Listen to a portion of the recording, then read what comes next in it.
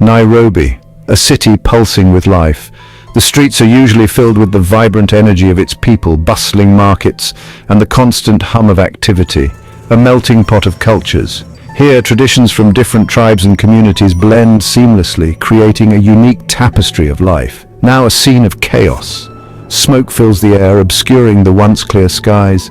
The scent of burning tires and tear gas is overwhelming. Chants echo through the streets, voices united in their demand for change, their cries reverberating off the buildings.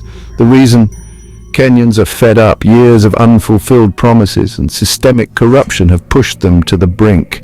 They're tired of a government that doesn't listen. It started peacefully. People from all walks of life came together, hoping for a better future. People gathered, exercising their right to protest. They held signs, they chanted slogans. Their messages were clear and heartfelt. They wanted their voices heard, but things escalated quickly. What began as a peaceful demonstration soon turned into a battleground. The police responded with force. Armed with batons and shields, they moved in to disperse the crowd. Tear gas filled the air, stinging eyes and throats. Protesters scattered, trying to find refuge from the suffocating fumes. The streets, usually bustling with vendors and commuters, are now empty. The silence is deafening, a stark contrast to the usual hustle and bustle.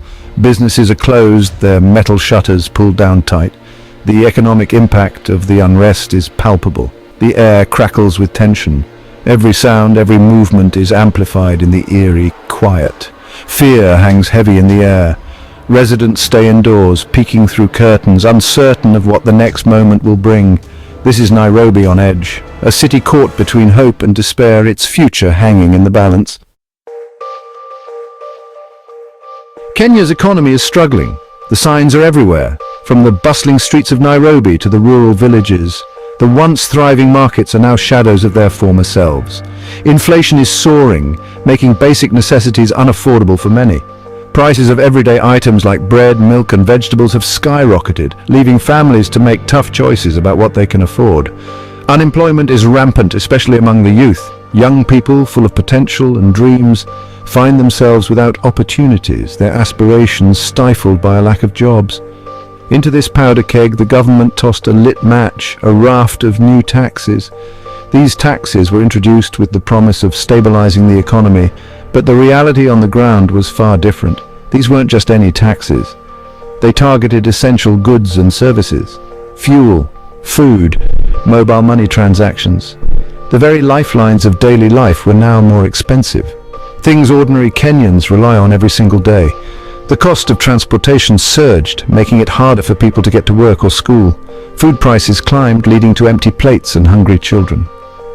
For a population already struggling to make ends meet, these new taxes were a slap in the face. The frustration was palpable as people felt the weight of these financial burdens pressing down on them.